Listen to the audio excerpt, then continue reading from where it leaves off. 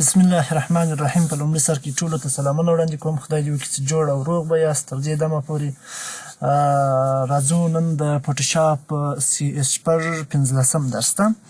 15 درس بیا هم پر پکچر کمباینینګ باندې بحث کوو. نن راځو په پکچر کې نن پر دغه باندې بحث کوو، پر ګریډینټ باندې بحث کوو. ګریډینټ دې ته ویل کېږي چې مکس یا ګډوډ کالر یا رنګ موږ و تصویر ته ورکوو. راځم یو تصویر راخلاصوم. فرض که دغه کوچني تصویر زه راخلاصوم. کله چې مې راخلاص کړي دلته موږ ګریډینټ کالر هم په داسې شکل ورکوو چې د هغه ماسکینګ په شکل یې ورکوو. که راسو دلته موږ ودرېږو پر دا ځای باندې دې ټولز ته چې ویل کېږي ایډیټ ان کویک ماسک موډ، یعنې په کویک ماسک موډ کې موږ ایډیټ وکړو. لومړی به پر دې باندې کلیک وکړئ، دوهم به راسئ دلته بیا پر کالر باندې ودرېږئ. ګوره دې ته چې ګریډینټ ټولز یا ګریډینټ کالر ته ویل کېږي. پر دې چې کله کلیک وکړئ دلته موږ ته ټولز مینو راخلاصوي. یو دغه دی، بل دغه دی، بل دغه دی، بل دغه دی، بل دغه دی. اصل ټولز یې دغه دي یا وسایل یې دغه دي. او دلته موږ ته رنګونه تغییرېږي. په دې ځای کې موږ خپلو رنګونو کې تغییر راوستلی سو. فرض که زه راځم دلته یو کالر ورته انتخابوم. دلته لومړی دا کالر انتخابوم. راځم پر دې ځای باندې کلیک کوم. کله چې پر پکچر باندې کلیک وکړئ ګوره دلته د څو رنګو څخه دا تصویر جوړ سو. بیرته کنټرول زید وهم دغه څخه وروسته راځم او فرض که راځم دلته بل یو کټګوري انتخابوم، دا انتخابوم. راځم د دې کونج څخه دا خوا دا رنګ ورکوم. ګوره یا هم راځم دلته یو بل رنګ انتخابوم، دا رنګ انتخابوم. دلته دا دغه کوم کنټرول زید کوم. بیرته راځم دا رنګ انتخابوم. راځم دلته د دې خوا څخه دا راکشوم چې دا رنګ صفر. یا هم څنګه کوم، بیرته کنټرول زید وهم. دلته راځم پر دغې منځني ټولز باندې کلیک کوم. راځم دی لږ دا خوا داسې رنګ ورکوم.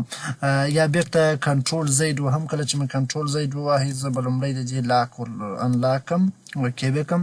بیا راځم د منځني ټولز باندې کلیک کوم. راځم څنګه کوم، د دې ځای څخه هم راسه دا طرف څنګه که یو طرف یې یو رنګ که بل طرف یې بل رنګ که. ګوره دوه رنګه یې جوړ کړل، یعنې دا طرف یو رنګ سو او دا طرف بل رنګ سو. همیشه چې موږ دوه رنګه کالرونه جوړوو دغه رقم تصویرونه یو خوا یو رقم بل خوا بل رقم، هغه موږ د کوم ټولز په واسطه کوو، د همدغه ټولز په واسطه کوو.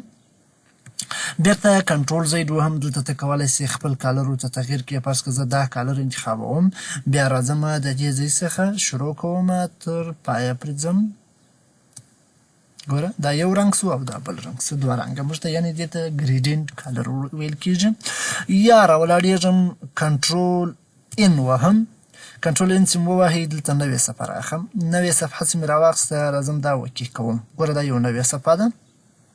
کله چې دا نوې صفحه سوه زه راځم دا تصویر رااخلم. ګوره دا تصویر موو کوم. ګوره موو مې کوي. راځم پر کوم صفحه ږدم، پر دې صفحه دلته ږدم. کنټرول ټي وهم. تصویر کوچنی کوم. تصویر خو ماشاءالله د سړي تصویر نه څونه غټ دی.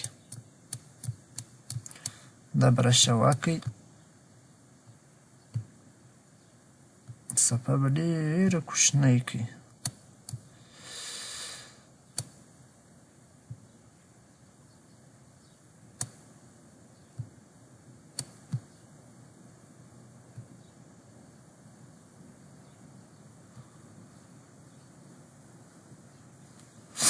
دا د ما دا تصویر راوستی. څه یې لا کوچنی کوم، انټر وهم. چې انټر مې کوي د دې څخه کنټرول الټ او چپه کلیک نیسم، یوه کاپي اخلم، پر دې ځای باندې دروم. کنټرول ټي وهم چې دا تصویر مې څه اندازه ورغټ کړم. یا راځم که زه دا دی وڅرخوم سم دی، مشکل نه لري انشاءالله. اوس انټر وهم. دا دوه تصویره ما دا دي څنګ پر څنګ کېښودل. اوس راځم ماسک انتخابوم، ګریډینټ انتخابوم. بیا راځم منځنی انتخابوم. دلته پر دې ځای باندې لیکه راکشوم.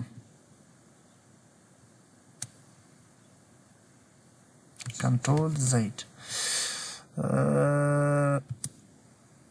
په دې کې یو رنګ انتخابوم. دلته دا ورته انتخابوم. بس راځم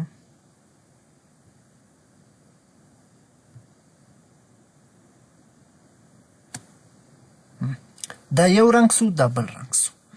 یعنې اوس موږ دغه رقم بعضې وخت ډېر تصویرونه ما هم لیدلي دي. یو تصویر په یو رنګ کې راغلی، بل تصویر په بل رنګ کې راغلی. په همدغه شکل موږ د ګریډینټ او کویک ماکسینګ په واسطه باندې کولی سو چې په دوی کې تغیرات او تبدیلات راولو. دا و زموږ نننی درس. د هغه څخه وروسته ته کولی سې چې دلته د کیفیت یې ور لږ و ډېر کړې په دې ځای کې.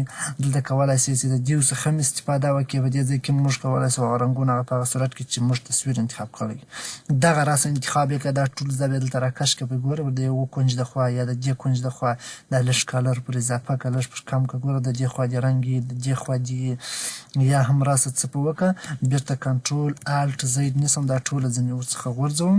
فرض کړه دا ته ته معلومېږي. اوس د دې خوا لږ کوټې دا رنګ ورکړه، د دا کونج کې بیا دا رنګ ورکړه، په دې کونج کې هم دا رنګ ورکړه او په دې کونج کې هم دا رنګ ورکړه. یعنې څلور کونجانو کې موږ رنګونه لرو، خو په منځنۍ ساحو کې بیا نه لرو. یا هم راسه دا بل ټولز انتخاب کړه. دا چې د ویکل انتخاب کړي دا بیا ته کولی سې چې پر هر ځای ته غواړې هلته دغسې مربعي شکل خپل رنګونه ورته جوړ کړي. بېرته کنټرول زید وهم، کله چې مې کنټرول زید ووهئ راځم دلته رنګ ورته تغیروم. فرض کړه دا ځلې دا رنګ انتخابوم، دا رنګ چې مې انتخاب کړي راځه پر دې ځای راکش کړه، ته بیا ټول تصویر ورسره انتخابوي. نو نننی درس مې د کویک ټولز او ګریډینټ په واسطه تصویر ته رنګ ورکول ولو.